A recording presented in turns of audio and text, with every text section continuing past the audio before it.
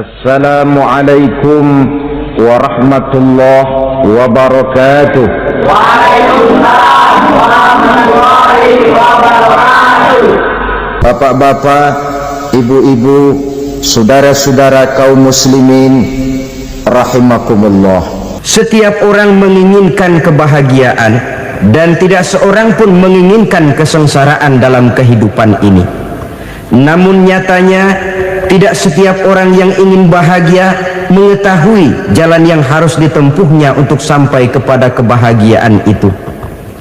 Maka pada kesempatan pertemuan kali ini saya ingin menyampaikan sebuah hadis dari junjungan kita baginda Nabi besar Muhammad sallallahu alaihi wasallam yang termuat dalam kitab Mukhtarul Ahadits An-Nabawiyah, di mana beliau bersabda, arba'un min sa'adatil mar'i, ada 4 perkara yang merupakan tanda dari orang bahagia.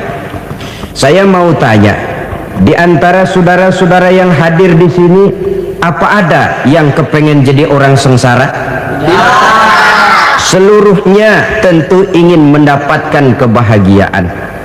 Maka menurut resep dari Nabi kita, tanda orang bahagia itu 4. Jadi kalau saudara ingin bahagia harus mempunyai 4 perkara ini. Yang pertama, orang bahagia itu kata Nabi, darun wasi'un, punya rumah biar bagus asal gede. Enak ngaturnya daripada sudah punya rumah kecil adanya di pinggir kali, gubuk, kalau hujan bocor, miring lagi, kiamat. Loh, kalau gitu Islam materialis dong. Hadis ini boleh diartikan dengan makna hakiki, arti yang sebenarnya, boleh diartikan dengan makna majazi, arti kiasan. Kalau dia diartikan dengan arti kias, maka yang dimaksud darun wasi'un ay qalbun wasi'un, rumah yang luas tidak lain daripada hati yang lapang, karena di situ kunci kebahagiaan yang sebenarnya. Walaupun kita cuma tinggal di petak berukuran 2 kali 3 meter, kalau hati kita luas rasanya rumah itu. Tapi biar rumah kita halamannya saja puluhan ribu hektar, ada kolam renangnya, kamar tidurnya tidak lagi terhitung, kalau hati yang menempati rumah itu sempit, maka akan terasa sempit jugalah rumah itu. Tempat bergantungnya tidak lain adalah hati. Marilah kita mencoba melihat berbagai pandangan orang tentang bahagia ini. Ada orang menyangka bahwa bahagia itu kalau dia mendapatkan harta yang sebanyak-banyaknya. Siapa yang banyak harta, dialah raja. Apa yang dia mau seluruhnya bisa dibeli. Keamanannya dia bisa menyewa petugas. Seluruh fasilitas untuk menyenangkan kehidupannya bisa dibeli. Pendeknya, hartalah segala-galanya dalam kehidupan.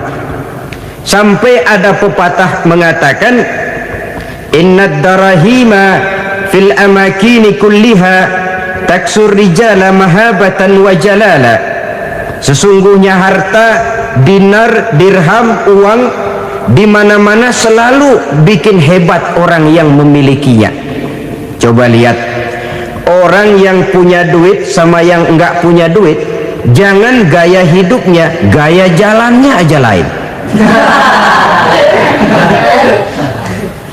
Wahia lisanun liman arada fasahatan, wahia silahun liman arada qitala. Uang adalah senjata yang paling ampuh bagi orang yang mau pergi perang, dan lidah yang paling fasih bagi orang yang mau bicara. Kalau bicara dengan lidah macet, cobalah bicara dengan harta, lancar. Sampai ada pepatah demikian, segalanya bisa diatur dengan harta. Maka di kalangan orang yang berpandangan semacam itu, seluruh kegiatan hidupnya hanya terfokus kepada bagaimana mengumpulkan harta yang sebanyak-banyaknya. Tidak peduli halal haram, tidak kenal sore pagi siang dan malam, tidak sempat sujud, jauh dari agama, jauh dari kehidupan yang bersifat ruhaniyah, jauh dari Allah dan sebagainya, sampai dalam Al-Quran dikelompokkan dalam kelompok yang dinamakan lumazah. Allazi jama'a malahu wa addadah yahsabu anna malahu akhladah. Mereka mengumpul-ngumpulkan harta sebanyak-banyaknya dan menyangka bahwa harta yang banyak itu dapat mengekalkan hidupnya, mengekalkan kekayaannya, mengekalkan kebahagiaannya. Saudara hadirin yang berbahagia, kalau pandangan hidup ini benar, artinya kalau harta memang merupakan satu-satunya hal yang dapat membuat orang bahagia, tentu di rumah mewah tidak akan pernah ada tangis derita. Tentu di satu tempat di mana fasilitas hidup serba menunjang tidak ada yang namanya penderitaan.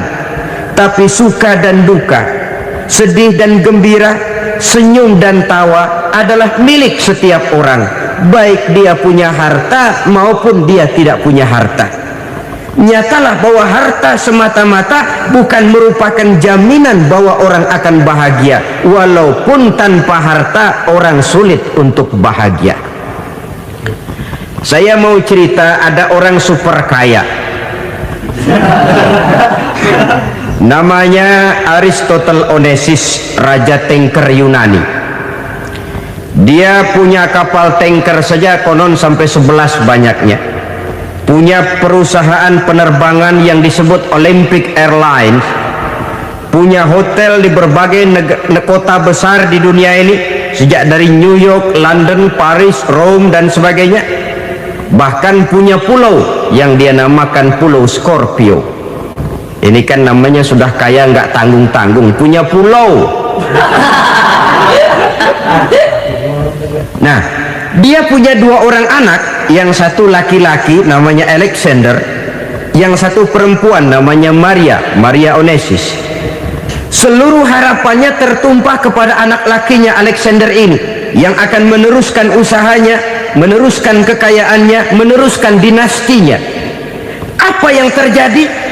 Ternyata anak yang dia harapkan yang bernama Alexander ini mati muda dalam kecelakaan pada waktu dia olahraga. Apa olahraganya? Namanya olahraga anak orang kaya, golongan jet set.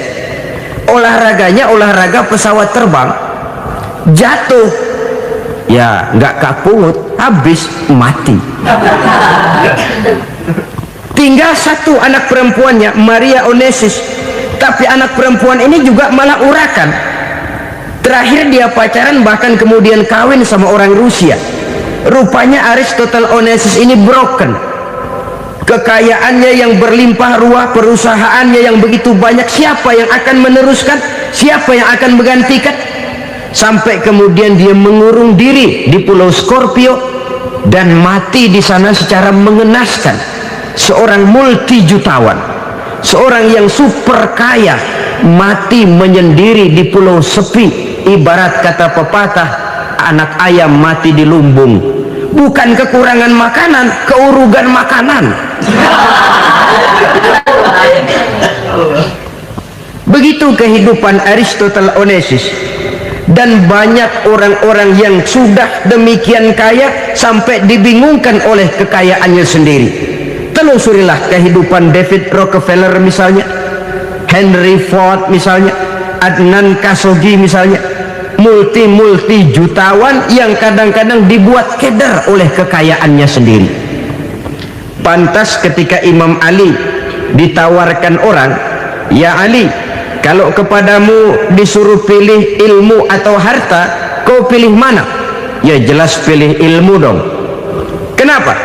Pertama, ilmu kalau kita berikan kepada orang lain tambah, tapi harta kalau kita berikan kepada orang lain kurang.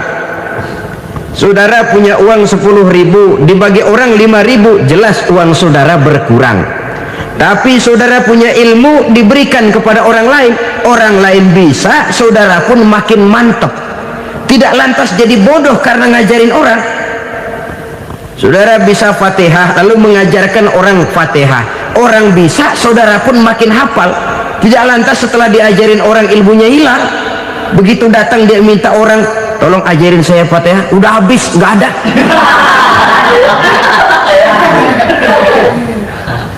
Yang kedua, kata Imam Ali, ilmu menjaga kita. Kalau harta, kita yang harus jaga.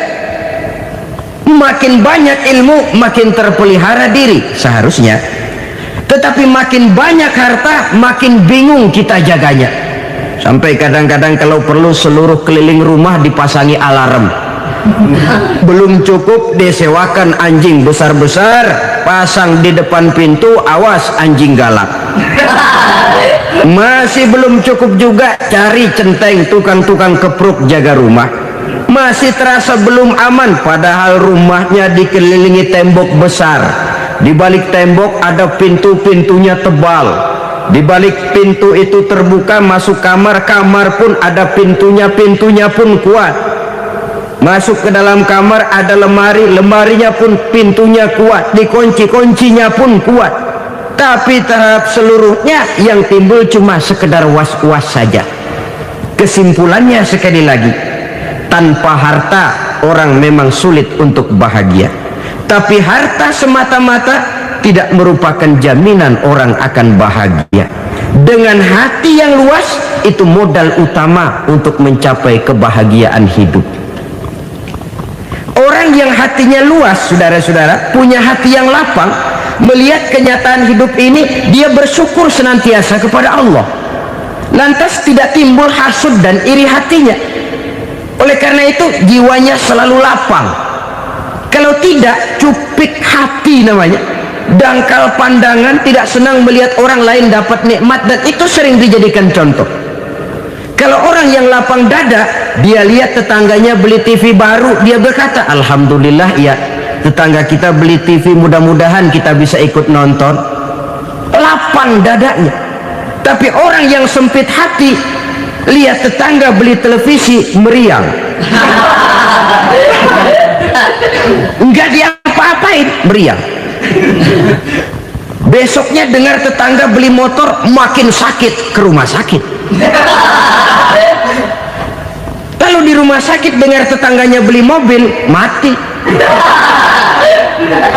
Disiksa oleh perasaannya sendiri. Orang kalau hati sudah sempit dalam hidup, kemanapun dia pergi, sempit rasanya medan kehidupannya. Kemudian kita melihat juga ada orang yang menilai bahwa bahagia itu katanya kalau punya kedudukan yang tinggi, pangkat yang agung, wibawa yang besar. Mungkin betul, tapi mungkin juga tidak. Bergantung kepada hati orang yang punya pangkat itu. Sama dengan harta tadi. Harta akan membawa bahagia kalau dia jatuh ke tangan orang yang berhati lapang. Tapi harta akan jadi bencana kalau jatuh ke tangan hati orang yang sempit. Pangkat akan membawa bahaya kalau jatuh di tangan hati orang yang sempit. Lebih dari itu, kenyataan mengajarkan kepada kita bahwa ternyata pangkat dan jabatan tidak selamanya memberikan kebahagiaan dalam kehidupan. Bahkan resikonya kelewat besar. Beberapa bukti kita bisa ambil dari para pemimpin dunia yang menjadi korban lantaran pangkat dan jabatan yang disandangnya. Saudara ingat Presiden Abraham Lincoln dan John Kennedy dari Amerika? Dibunuh orang. Pak Chung Hee dari Korea Selatan, Ziaur Rahman dari Bangladesh, Anwar Sadat dari Mesir, terakhir Indira Gandhi dari India, menjadi korban dari pangkat dan jabatan yang disandangnya dari orang-orang yang tidak senang dia memegang jabatan itu. Dia akan mudah mengundang bencana, sehingga pantas kalau seorang presiden terkemuka Amerika, Harry Truman namanya, dia mengatakan jabatan presiden itu, kata dia, seperti orang menunggang macan, naik macan. Harus kita taiki, kalau enggak dia bakal nerekam kita, ngeri katanya. Adapun orang yang hatinya lapang, kalau dia menerima pangkat dan jabatan, dianggapnya itu satu kesempatan untuk berbuat baik. Tapi orang yang berhati sempit, menerima pangkat dan jabatan, bukan kadang-kadang menerima, malah berusaha setengah mati mencapai dengan segala cara. Kalau perlu jilat atas, jilat atas. Jadi golongan sumuhun dawu.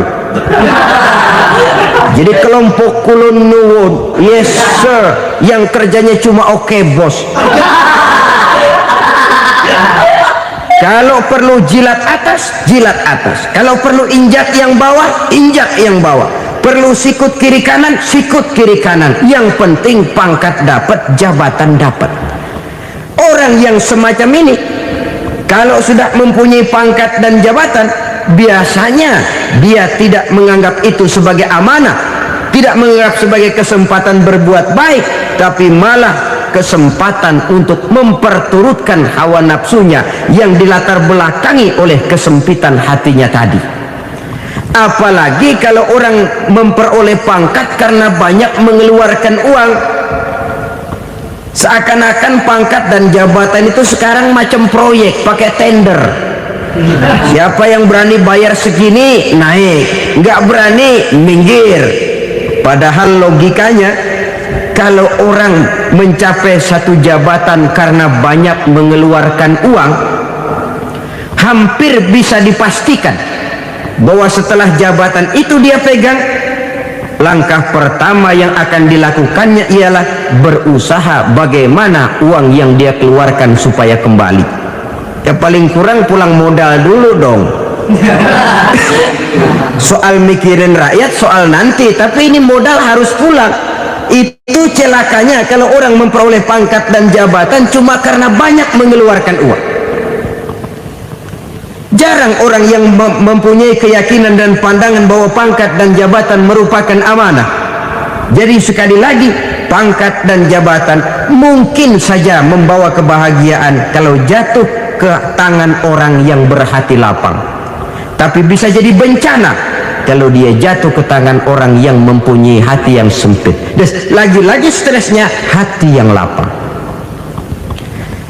Lalu sebagian orang, saudara, ada yang berpandangan katanya bahagia itu kalau jadi orang terkenal, mempunyai popularitas, menjadi idola di kalangan remaja, di kalangan orang tua, di segala lapisan masyarakat. Padahal makin populer orang makin terikat dia. Ya kalau macam kita ini kan nggak punya nama, nggak populer, tengah malam buta mau nongkrong di warung Tegal aman. Tapi pangkat, jabatan, kedudukan, popularitas menyebabkan kita diikat dengan berbagai macam peraturan. Cuma mandi sama ke WC saja yang nggak dikawal.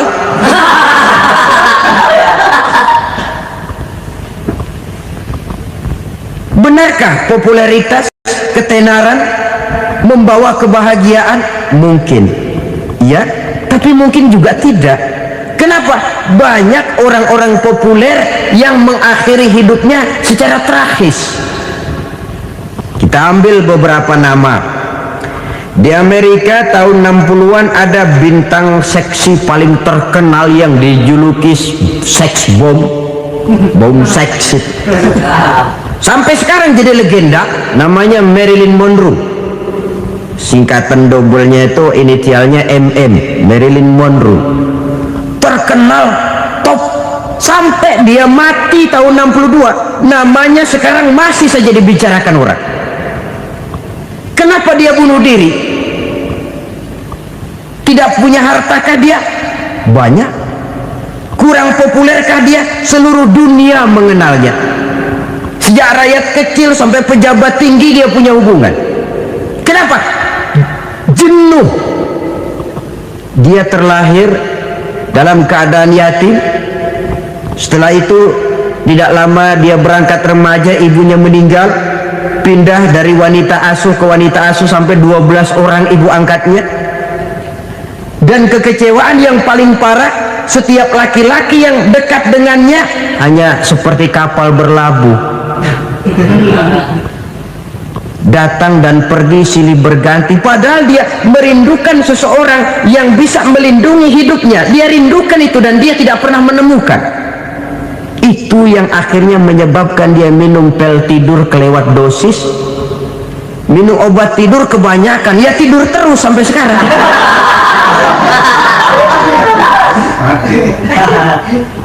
Dia mengakui, saya telah memiliki ketenaran, tapi saya tidak pernah hidup dalam ketenaran itu. Saya pandai main sandiwara, tapi saya ingin hidup dalam alam yang real sebagaimana umumnya orang. Itu yang dia rindukan. Menyusul jejak yang namanya Marilyn Monroe ini, Billie Holiday, saudara kenal tentu, di rumah sakit dirawat. Dia juga minum obat overdosis, mati lagi. Jimi Hendrix minum obat tidur overdosis kelewat batas, mati lagi. Lalu yang menghanyutkan diri di danau, Janis Joplin dan Brian Jones, ini orang-orang populer, orang-orang terkemuka yang mengakhiri hidup secara tragis, bukan karena tidak terkenal, mungkin karena sudah saking terkenalnya. Contoh paling belakangan, Bruce Lee. Wah, ini tukang-tukang kepruk tentu kenal siapa dia. Sampai sekarang pun tabir kematiannya masih merupakan misteri. Dan yang masih hidup juga menunjukkan gejala yang aneh. Michael Jackson, rumahnya di Beverly Hills itu dijaga sedemikian rupa, dan dia selalu curiga kepada setiap makanan harus steril, bersih dari segala macam kimia. Kemana dia pergi, itu tukang-tukang kepruk sudah selalu menjaga dan mengawal, dan dia seakan takut menunjukkan mukanya yang asli. Hingga kalau tampil ke tengah di luar show, dia kadang memakai pakaian yang tidak menunjukkan dia yang sebenarnya, takut dikenali orang. Ternyata popularitas sering jadi momok yang meracuni kehidupan manusia. Oleh karena itu, benarlah junjungan kita pada saat beliau mengajarkan orang akan bahagia kalau dia mempunyai hati yang lapang. Nah, sekarang masalahnya untuk mendapatkan hati yang lapang, caranya bagaimana? Kita kembali kepada konsep Quran. Allah mengajarkan, ala inna bi dzikrillahi tatmainnul qulub. Ketahuilah bahwa dengan banyak mengingat Allah, hati akan tenang, jiwa akan lapang. Dengan kata lain, dekat dengan agama, merasakan kehadiran Allah dekat dalam hidup, itu muara pertama untuk mencapai hati yang lapang. Ala inna bi dzikrillahi tatmainnul qulub. Jangan macam orang sekarang ingin mendapatkan ketenangan lalu tapak di puncak gunung, di gua-gua, di tempat sepi. Iyalah kalau nggak ada ular. Kalau tergigit ular berbisa, ketenangan belum, mati jelas itu. Islam positif untuk mendapatkan ketenangan. Ala inna bi dzikrillahi tatmainnul qulubi. Bahwa ketahuilah bahwa dengan banyak mengingat Allah, hati akan tenang, jiwa akan lapang, nuansa pikiran akan luas. Karena yang namanya bahagia ada dimanapun manusia berada. Di kampung ada bahagia, di kota ada bahagia, di ngarai, di lembah, di gunung, di hutan, di lautan, di angkasa luar, dimanapun bahagia itu ada kalau kita bermodalkan hati yang lapang ini. Dan hati akan lapang kalau kita dekat dengan agama. Dekat dengan harta buat sementara hati mungkin tenang, tapi ketenangan yang relatif dan temporer. Apalagi orang tiap kali tambah harta, tiap kali tambah rencana, itu wajar. Mungkin sebelumnya saudara berpikir, kalau punya duit 5.000 enak nih. Begitu punya duit 5.000, aduh sayang kalau 10.000 aja. Tiap kali tambah harta, tiap kali lain rencana. Makin banyak rencana, makin menjauhkan kita dari yang namanya ketenangan. Padahal ketenangan merupakan unsur utama untuk mencapai bahagia. Dan ketenangan itu bermuara dalam hati manusia. Tengoklah kehidupan ini. Orang yang banyak harta dengan orang miskin, Berbedakah rasa sakit yang mereka tanggungkan? Rasanya tidak. Walaupun si kaya tidur di kasur empuk berselimutkan sutra mahal, sementara si miskin meringkuk di balai bambu yang keras dan kasar. Apabila maut datang, dia juga tidak pernah pilih bulu. Maut datang menjemput si kaya di singgasana keemasannya, dikelilingi oleh para pengasuh, dayang dan idang serta para pengawal. Dan maut pun datang menjemput si miskin papa, sehingga ia tergelepar di tepian jalan. Kedua-duanya bernama mati. Kalau nyata bahwa sakit yang ditanggung si kaya tidak beda dengan sakit yang ditanggung si miskin, bukan harta semata yang membuat orang bahagia. Hati yang tenang, jiwa yang lapang penuh kedamaian karena banyak berzikir dan mengingat Allah, itu merupakan modal utama untuk mencapai sesuatu yang bernama bahagia.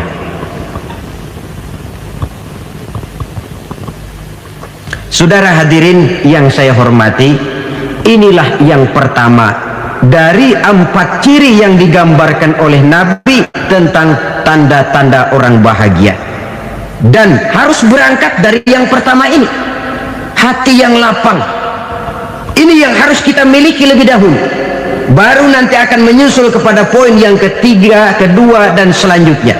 Sebab kalau hati sudah terisi dengan jiwa yang lapang, seluruh persoalan insya Allah akan bisa kita atasi dengan sebagaimana mestinya.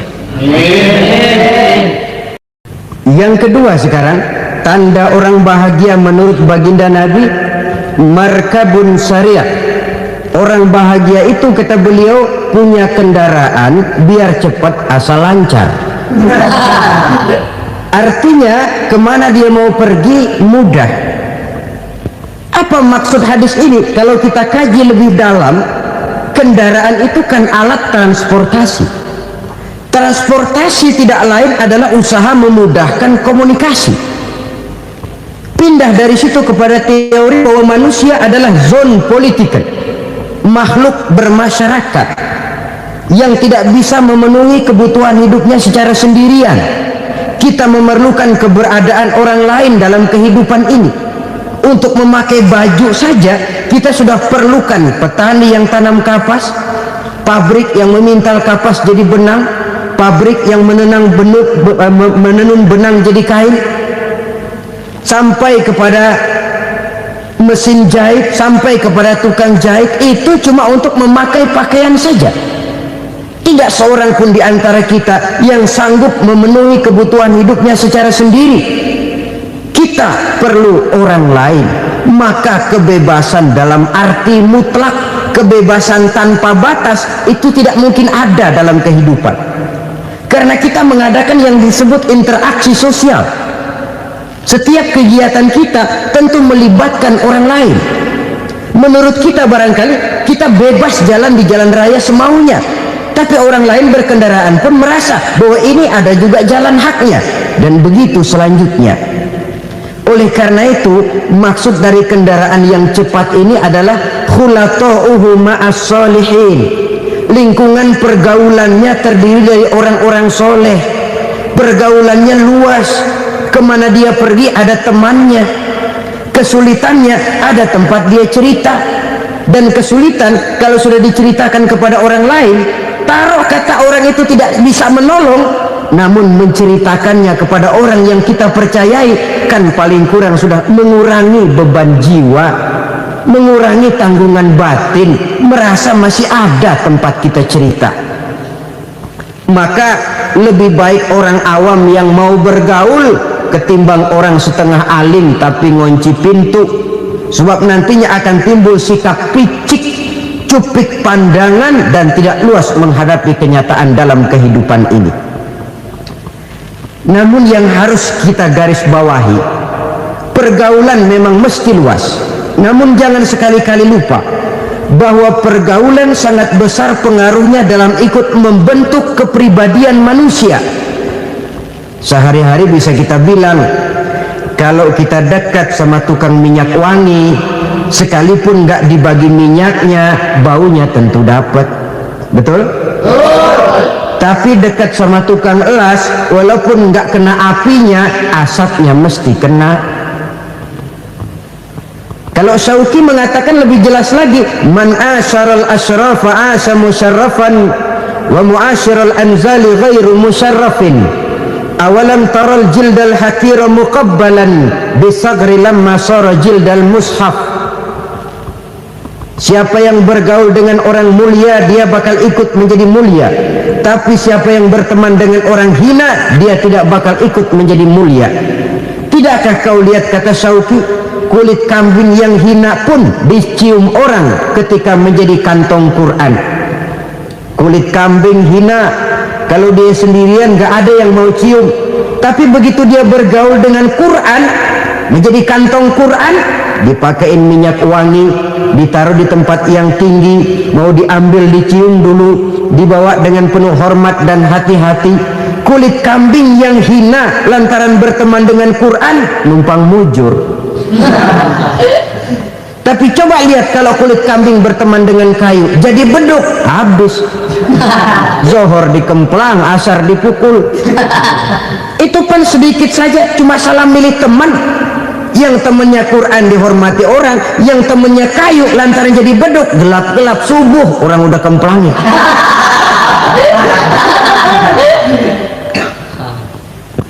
Maka terutama kepada adik-adik remaja yang masih mencari identitas diri, yang ibarat kaset masih kaset kosong, mudah diisi oleh apapun, pandai-pandailah memilih teman dalam bergaul. Karena banyak orang yang tadinya baik-baik, ketika terseret dalam pergaulan dengan orang yang tidak baik, kebaikannya menjadi lentur dan luntur. Tapi berapa banyak bajingan-bajingan tengik, orang-orang yang berlumur noda dan dosa, tiap hari melakukan maksiat, namun bergaul dengan orang yang baik-baik, pada akhirnya sedikit demi sedikit beringsut dan berangsur dia terbiasa mengikuti kebaikan-kebaikan. Saya tekankan ini kepada remaja karena mereka masih mencari identitas diri. Apa yang mereka lihat mereka mau, apa yang mereka dengar mereka ingin tahu. Coba lihat kehidupan remaja.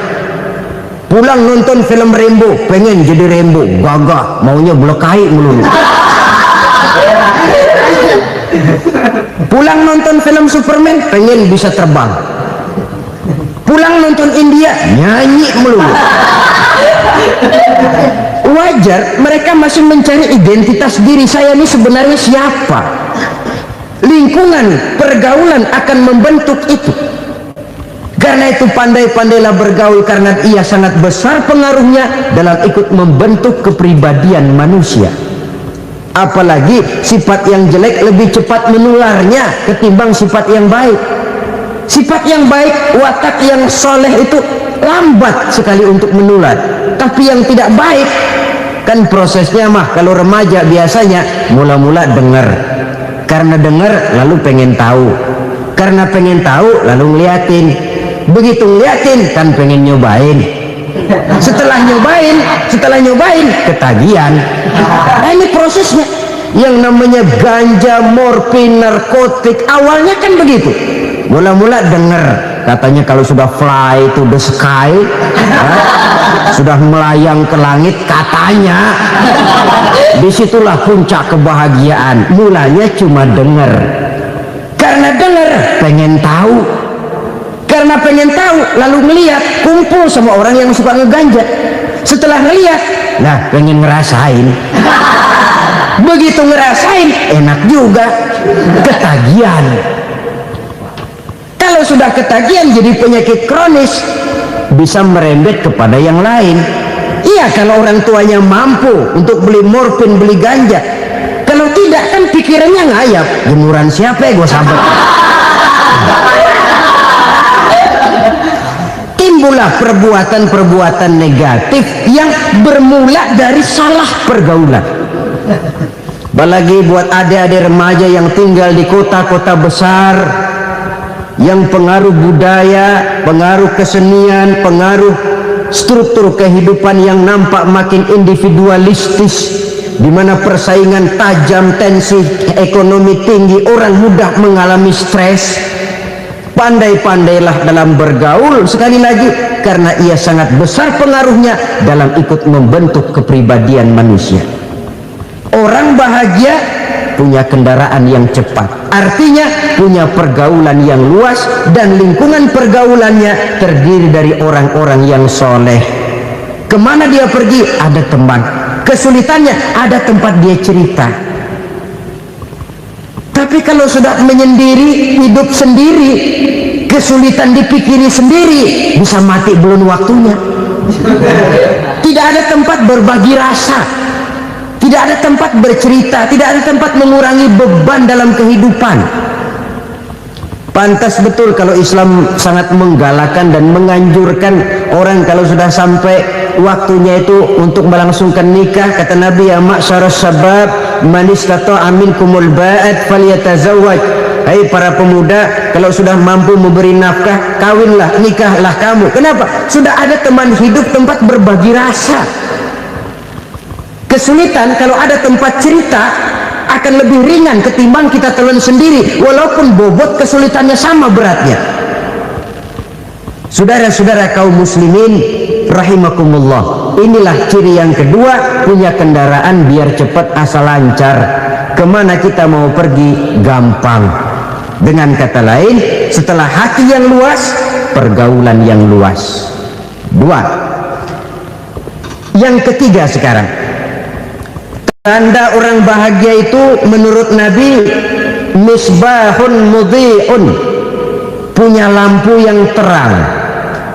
Oh, itu enggak problem. Sekarang sudah zamannya listrik masuk desa, Pak. Lampu sudah terang semua. Betul, kalau itu yang dimaksud. Tapi tidak cuma itu. Karena lampu yang dimaksud di sini, lampu yang akan menerangi seluruh perjalanan hidup. Dan perjalanan hidup itu sudah dimulai sejak kita terlahir ke alam ini sampai masuk ke alam barzah, kumpul di padang mahsyar sampai ke akhirat. Lampu yang menerangi itu yang diperlukan. Kalau lampu, katakanlah yang paling top sekarang kan lampu jenis Mercury. Taruhlah itu di rumah kita, dia cuma menerangi rumah kita, menerangi hati pun tidak sanggup. Bila kita masuk ke alam barzah, alam kubur, sanggupkah si Mercury yang begitu terang menerangi alam barzah kita? Tidak sanggup lagi. Sanggupkah lampu yang ratusan watt, bahkan puluhan ribu watt menerangi kehidupan di padang mahsyar? Tidak akan sanggup lagi. Kalau demikian, yang dimaksud lampu yang terang di sini apa? Tidak lain amal soleh, kebajikan yang kita lakukan dalam hidup. Itu yang akan jadi lampu penerang. Di dunia nama kita akan terang, jasad kita boleh hancur terkubur tanah, tapi nama kita akan dikenang orang. Begitulah kalau orang meninggalkan kebajikan dalam hidup seperti sekarang. Ribuan orang tiap saat berziarah ke kubur Imam Syafi'i, ke kubur Imam Malik, ke kubur Imam Ghazali, kubur orang yang baik-baik, orang yang soleh-soleh. Kebajikannya yang ditinggalkan, yang mengukir namanya dengan tinta emas, sehingga saudara sudah terbaring di alam kubur. Orang lewat, Allah, ini kuburannya Fulan bin Fulan, dulu ini kebaikannya Masya Allah, saya ikut merasakan. Mari kita mampir sebentar, kita Fatihah, mohon disampaikan Allah pahalanya kepada almarhum. Al-Fatihah. Itu kalau orang baik-baik. Lalu saudara tanya, Pak, orang mati dikirimin Fatihah apa nyampe pahalanya? Saya jawab, kalau saudara nggak percaya, mati dulu dah. Nanti saya Fatihain, tungguin di sana, umpama nggak sampai balik lagi kemari. Sekarang ini kan maunya otak-otakan saja, kalau nggak masuk otak nggak percaya. Padahal alam gaib itu nggak bisa diotak-otakin. Sama saja dengan saudara pernah dengar cerita kapal Tampu Mas tenggelam tak? Pernah nggak? Di mana? Salembo. Ya, di laut Masalembo. Begitu ke Tampu Mas tenggelam, ratusan penumpang itu terjun ke laut, dipermainkan gelombang, berjuang menghadapi maut. orang lagi timbul tenggelam di lautan, dihantam ombak, kita tengokin pakai helikopter. Pak, lagi timbul tenggelam ya? Iya, tolongin. Jangan khawatir Pak, nih saya kirim intan Pak, harganya 10 juta. Kira-kira orang yang timbul tenggelam di laut seneng nggak? Kan mahal toh intan 10 juta. Kenapa dia nggak senang? Karena intan 10 juta dalam kondisi seperti itu tidak sanggup menyelamatkan dia. Dia akan girang kalau dikirimin ban mobil bekas, dikirimin papan terentang atau bambu. Intan yang 10 juta dia nggak girang, ban mobil bekas yang 1000 perak tuh pegang, itu yang dia girang betul. Inilah sebabnya Nabi berkata, mal mayyitu fi qabrihi illa kal ghariqil mutaghawwis. Orang yang meninggal di alam kuburnya seperti orang timbul tenggelam di lautan. Yantaziru da'watan min ahli, menunggu doa dari keluarganya yang masih hidup. Duh, bapak saya sudah meninggal, saya sayang benar sama dia. Kirimin kulkas ke kuburannya Itu sama saja dengan tadi orang tenggelam di lautan dikirimi intan yang harganya 10 juta, tidak sampai. Begitulah kalau kebajikan yang kita tinggalkan dalam hidup, sudah mati pun kubur kita masih diziarahi orang. Tapi kalau jahat yang kita tinggalkan, boro-boro lah orang mau doa lewat dekat kuburan kita juga seram. Tuh bajingan dulu mati dipendem di situ tuh. Jangan lewat situ, ntar kesurupan, jangan. Lewat saja orang ngeri. Konon lagi membacakan Fatihah dan mengirimkan doa. Hidup pada hakikatnya adalah kesempatan untuk berbuat baik. Maka sekali kesempatan itu diberikan, manfaatkan dengan sebaiknya. Sebab kesempatan kedua tidak akan pernah ada. Kesempatan berbuat baik di sini, di akhirat sudah pembalasan namanya. Sekali kesempatan itu dicabut, dia tidak akan pernah dikembalikan lagi. Kata Iqbal, hidup tidak mundur ke belakang, Bung. Berhenti diinjak orang, mundur hancur. Tidak ada kata mundur dalam hidup ini. Berhenti diinjak orang, mundur kecebur. Tidak ada kata lain, harus maju dalam kehidupan dalam artian yang positif. Hidup adalah kesempatan untuk mengumpulkan kebajikan yang sebanyak-banyaknya. Di situ nilai daripada manusia. Sekarang ini memang nggak kelihatan kok, orang yang banyak pahala sama yang banyak dosa nggak kelihatan kok. Barangkali kalau habis bikin dosa palanya pada benjol, mungkin orang takut sama dosa. Tapi sekarang sama saja, orang yang banyak dosa dengan yang nggak banyak dosa jalan bareng dari belakang, sama, nggak kelihatan beda. Tapi ada waktunya di mana pahala memegang peranan, di mana dosa diperlihatkan. Sama saja kalau kita bawa mobil siang, lampu kan nggak begitu berfungsi. Apa lalu bilang, alah ini lampu berat-beratin, copot-copotin aja dah. Tidak perlu begitu. Kenapa? Pada suatu saat malam senja akan datang. Bila matahari terbenam, senja pun datang, gelap mulai merayap, disitulah baru terasa perlunya lampu. Pahala begitu. Sekarang orang yang nggak ada pahalanya nggak kelihatan dalam kehidupan. Tapi pada suatu saat senja kehidupan akan datang. Ajal merenggut nyawa, malam merayap, dan hidup mulai diliputi kegelapan di alam barzah. Dikala itu kalau nggak punya lampu, alangkah malangnya kita. Sebab amal yang baik, kata Nabi, di alam barzah itu akan diciptakan menjadi perempuan yang cantik menemani kita. Amal yang jahat akan menjadi orang yang paling jelek nemenin kita. Udah di tempat gelap yang nemenin jelek.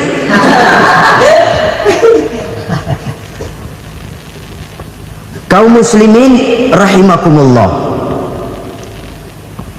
kalau demikian masalahnya, tergantunglah kita pandai memanfaatkan waktu. Al-waktu kasayf, waktu itu cepat sekali. Yang namanya waktu itu tahu-tahu udah tahun 87, tahu-tahu udah begitu, tahu-tahu yang kemarin anak-anak sekarang udah pada punya anak. Tahu-tahu saja itu. Begitu cepat waktu berlalu. Kalau tidaklah pandai kita memanfaatkannya, akan rugi kita. Nabi bersabda, "Man kana yaumuhu khairun min amsihi fahuwa rabih." Barang siapa yang hari ini lebih baik daripada hari kemarin, itu orang untung. Hari ini lebih baik daripada kemarin.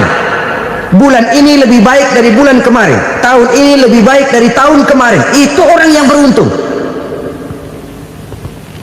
Tahun kemarin sembahyangnya maghrib doang, sekarang udah tambah isya. Tahun kemarin cuman Idul Fitri aja ngancem bener, sekarang udah tambah Jumat, lalu tambah lagi maghrib, tambah lagi isya, dan selanjutnya. Hari ini lebih baik daripada kemarin, itu orang yang beruntung. Wa man kana yaumuhu mithlu amsihi fahuwa khasir. Lalu barang siapa yang hari ini sama saja dengan hari kemarin, itu orang rugi. Hari ini sama dengan kemarin, rugi itu.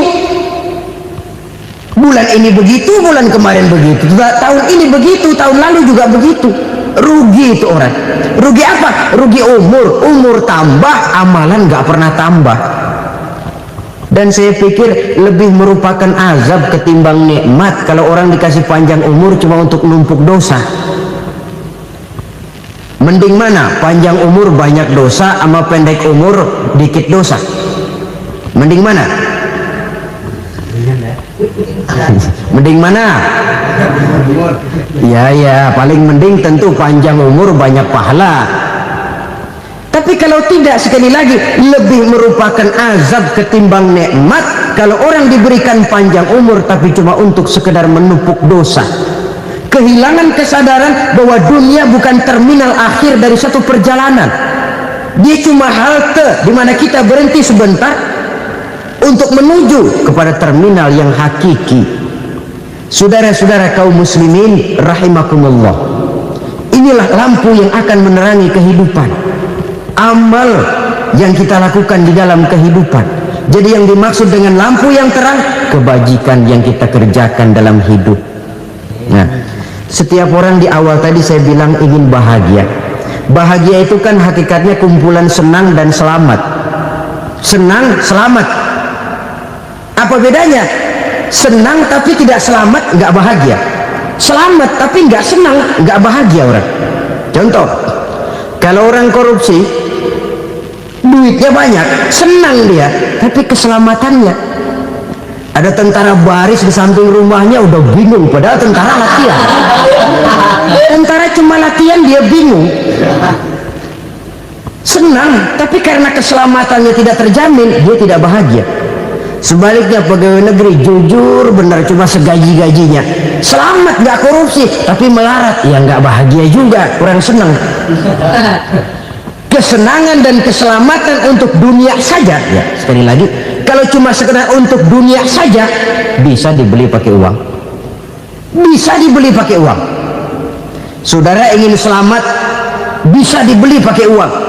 Saudara ingin senang, bisa dibeli dengan uang. Tapi setelah mati masuk ke alam barzah, habis kekuasaan uang. Gak bisa lagi beli keselamatan pakai uang, tidak mungkin lagi membeli kesenangan dengan uang. Di situ pahala yang megang peranan.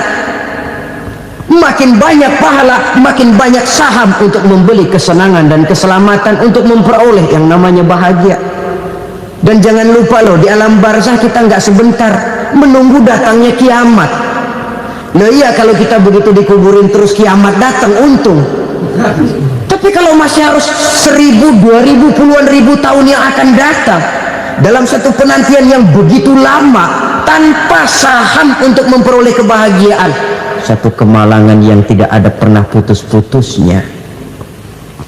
Janganlah tergelincir oleh kebahagiaan sebentar yang menipu dengan mengorbankan kebahagiaan hakiki yang berjangka panjang.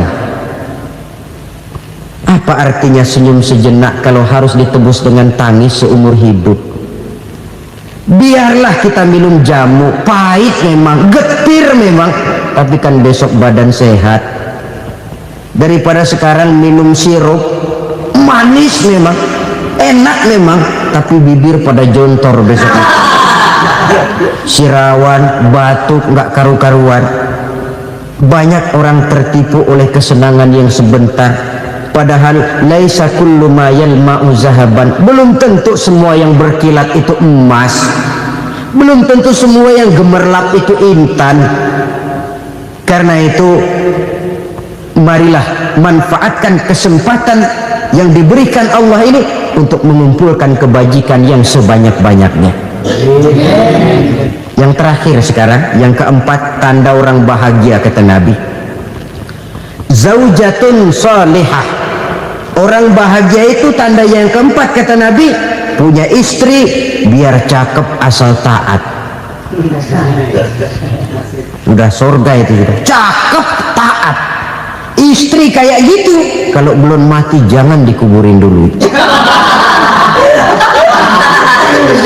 Sudah cakep taat lagi.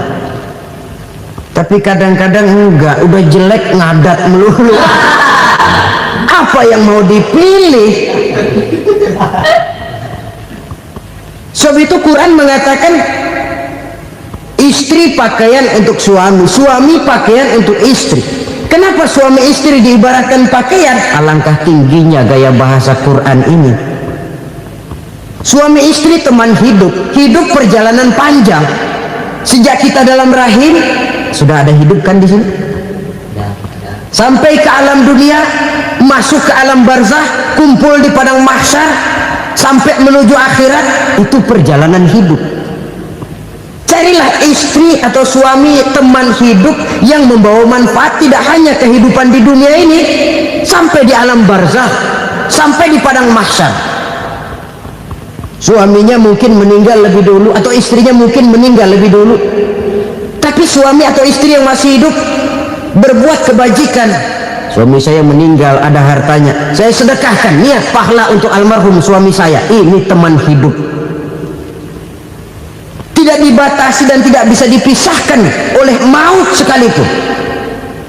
Zohirnya mungkin pisah, badannya mungkin pisah, tapi hatinya, jiwanya, kebersamaannya dalam menghadapi kehidupan.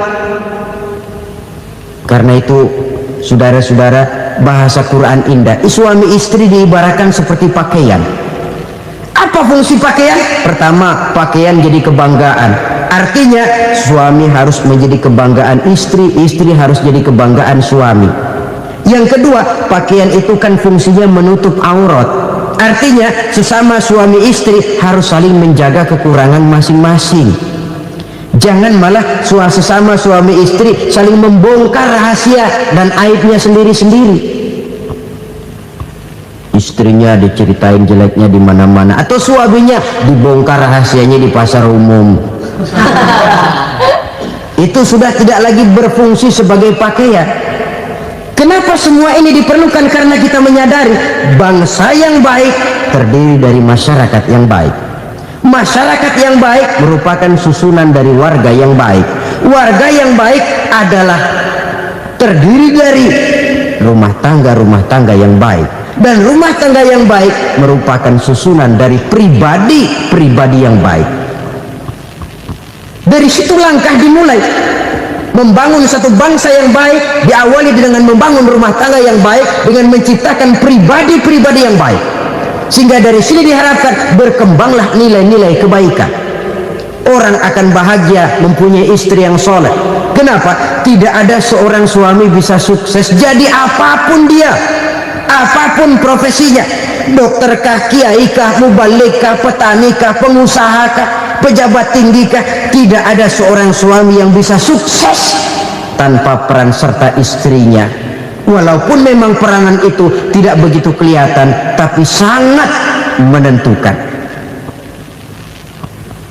Karena itu, saudara hadirin yang saya hormati, Islam sangat menghargai kaum wanita, memberikan kedudukan yang tinggi sepanjang tidak mematikan kodrat kewanitaannya. Nah, kalau sudah kesuksesan ini diawali dari rumah tangga, karier di masyarakat mudah untuk dikejar. Tapi keberantakan di rumah tangga merupakan kegagalan pertama di tempat lain. Selalu berusaha menyimpan sesuatu yang bisa membawa manfaat, baik untuk dirinya, untuk anak cucunya, maupun untuk keluarganya, untuk masa kini dan masa depannya. Kadang simpanan itu berbentuk uang, kadang berupa tanah, lain saat berbentuk pabrik, dan lain sebagainya. Sementara masa depan yang paling pasti adalah akhirat.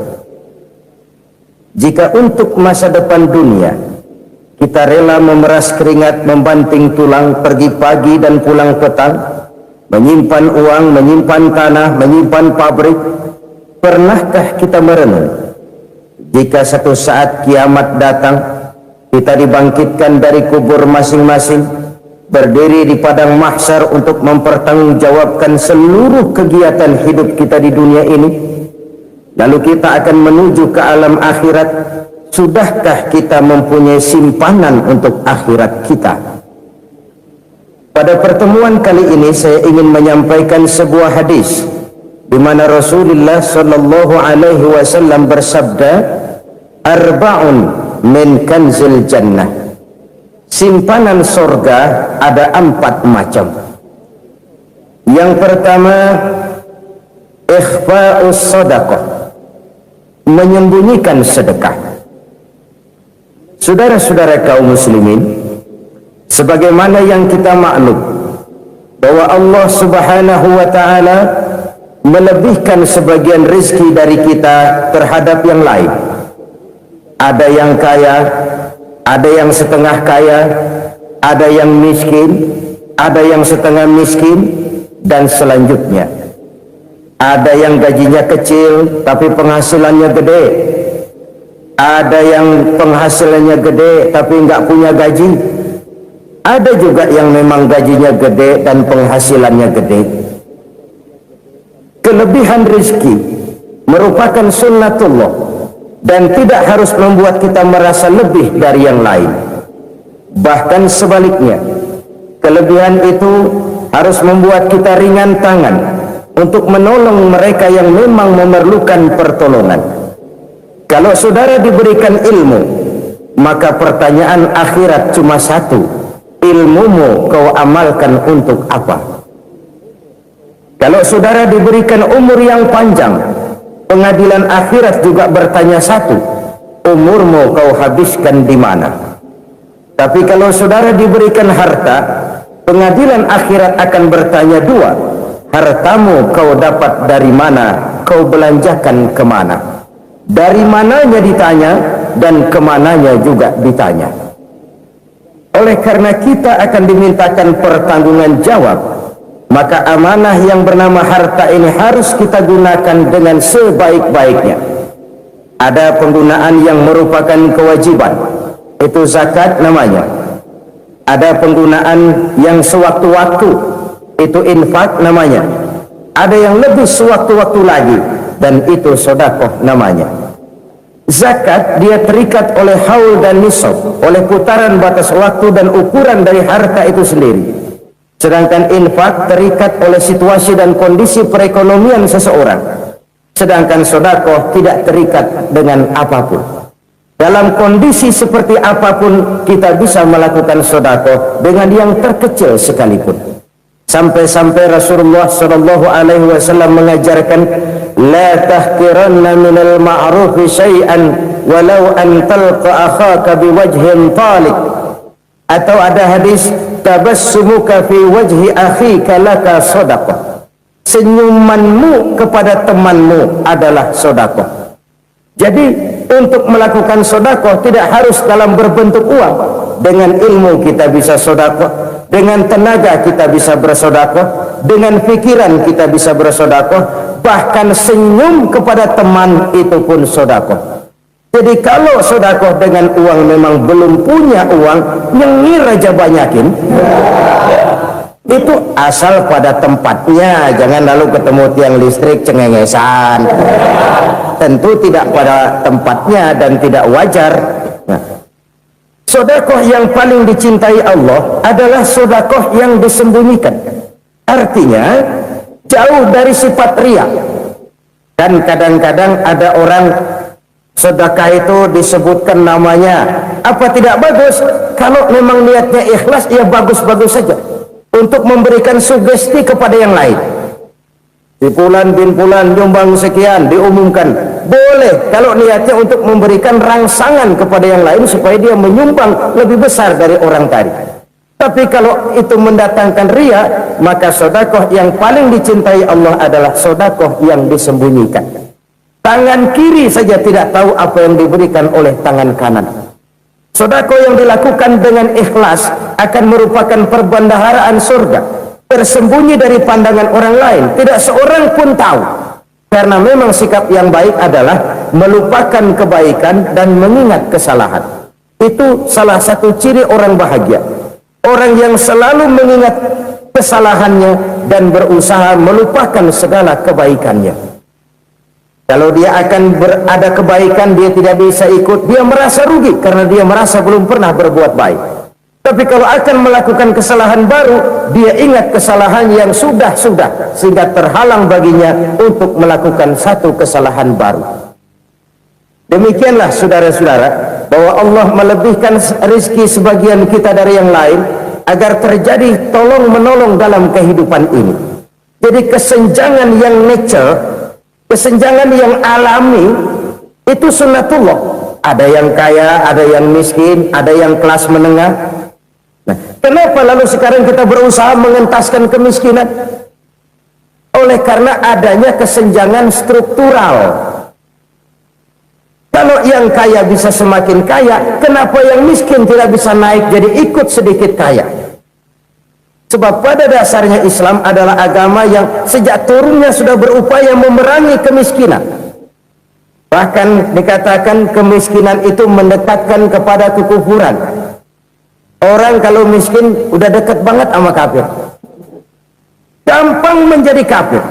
Berapa banyak saudara-saudara kita yang oleh karena soal perut, oleh karena soal materi, terpaksa meninggalkan dan menanggalkan akidahnya, menjual petunjuk yang diberikan Allah dengan kesenangan dunia yang cuma sebentar ini. Na'udzubillah summa na'udzubillah. Jadi makin kita sembunyikan satu sedekah, semakin banyak perbendaharaan kita di surga. Sedekah yang paling dicintai Allah adalah sedekah yang disembunyikan. Malahan ada seorang sufi, dia punya kebiasaan kalau pergi sholat Jumat dia bawa uang, itu uang dia taruh di bawah tikar masjid. Dia niat sedekah kepada siapa saja yang nemuin itu duit. Maksudnya apa? Supaya yang nemuin nggak tahu siapa yang punya duit. Demikian dia saking ingin menyembunyikan sedekahnya. Karena sifat riya itu bisa memakan amal kita sendiri. Riya itu termasuk menyebut-nyebut kebaikan kita. Orang yang suka nepuk dada, sedikit-sedikit ngitungnya kalau nggak gua. Oh, kalau nggak gua tuh, oh yang belas itu kalau nggak gua. Iya, kalau nggak lu kenapa emang? Orang yang suka menepuk jasad, oh, biasanya memang begitu, saudara-saudara. Kalau perang lagi berkecamuk, orang nggak sempat ngaku jadi pahlawan. Tapi begitu perang selesai, yang kagak kenal bedil ngaku pahlawan, mas. Itu sesuatu yang biasa. Oleh karenanya, orang-orang yang ikhlas dalam bersedekah, disembunyikannya sedekah itu Allah cinta betul. Malahan ada hadis memberikan jaminan, inna sadaqatal mar'il muslimi tazidu fil umri wa tadfa'u mitata su'i. Sesungguhnya sedekahnya seorang mukmin tazidu fil umri, bisa menambah umur panjang, wa tadfa'u mitata su'i, dan menyelamatkan manusia dari mati secara su'ul khatimah. Jadi siapa yang kepengen panjang umur, banyaklah sedekah. Yang bosan hidup, pelit terus. Sedekah menambah panjang umur dan menyelamatkan manusia dari mati secara su'ul khatimah. Pak, katanya umur itu nggak bisa ditambah, nggak bisa dikurangin. Kapan? Kalau ajal sudah datang. Wa idza jaa ajaluhum la yastakhiruna sa'atan wa la yastaqdimun. Kalau ajal datang tidak bisa dimajukan, tidak bisa dimundurkan. Itu kalau ajal sudah datang. Tidak bisa lagi umur ditambah dikurangi, sudah datang. Tapi kalau belum datang, itu kan haknya Allah. Mau ditambah, mau dikurangi, hak prerogatif Allah. Sebagai pencipta manusia, Allah maha kuasa dan maha mampu. Sedekah ini menambah panjang umur dan menyelamatkan manusia dari mati secara su'ul khatimah. Tuh, orang mati kan sama ya kondisinya, mati nggak nafas, tapi hakikat mati kan lain-lain. Ada yang mati itu husnul khatimah, baik akhirnya. Misalnya lagi ngaji mati, lagi sholat mati, lagi sedekah mati. Ini yang dinamakan dengan husnul khatimah, baik di akhirnya. Sebaliknya ada yang su'ul khatimah, jelek di akhirnya. Ini yang jadi catatan akhir. Lagi nyekek botol, mampus. Lagi banting kartu, modar. Su'ul khatimah, jelek pada akhirnya. Sedekah menyelamatkan manusia dari mati secara su'ul khatimah. Dan kita semua kepengen mendapat husnul khatimah, jauh dari su'ul khatimah. Oleh sebab itu yang bisa menyelamatkan kita dari penyakit itu antara lain adalah sedekah yang disembunyikan, yang dikerjakan dengan ikhlas karena Allah, tidak karena kepengen dipuji orang, tidak karena ingin dikatakan orang pemurah. Sebab orang dermawan itu orang yang memberi tanpa harus diminta. Kalau masih harus diminta, ya belum dermawan namanya, masih harus diminta. Kalau nggak diminta ya tulus, lolos, polos.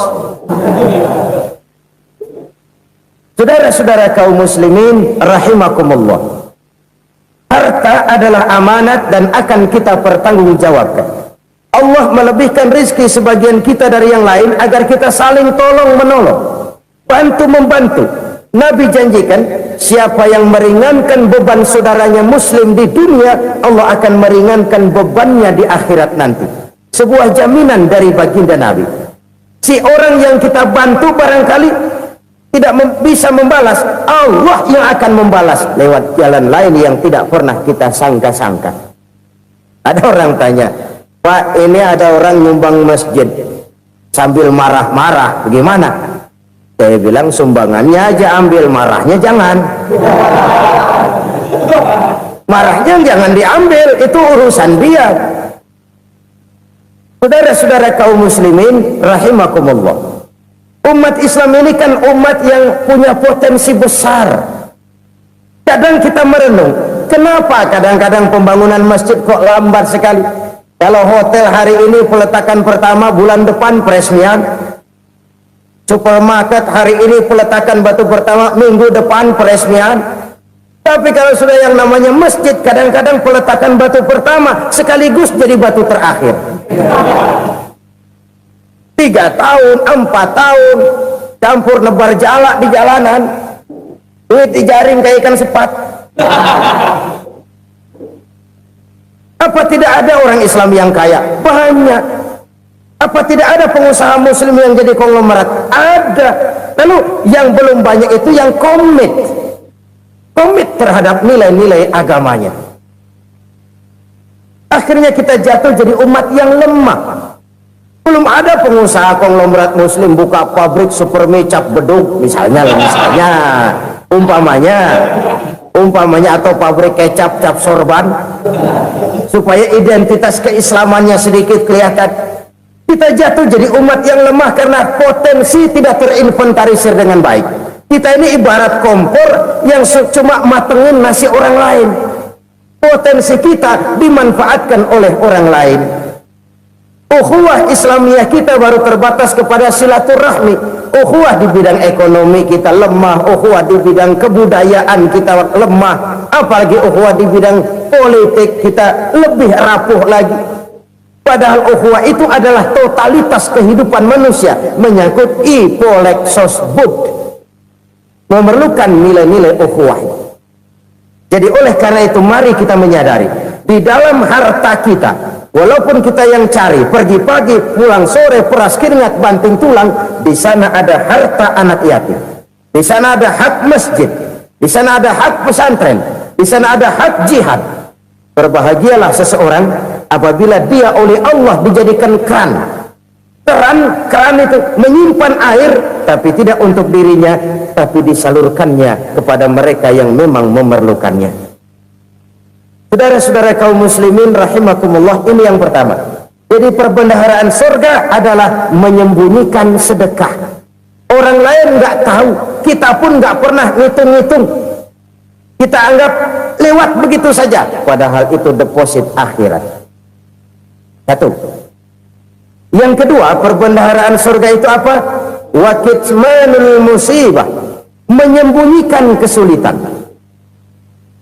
Kadang orang takut menghadapi kesulitan, tapi makin kita merenung, hidup ini kan sebenarnya urusan.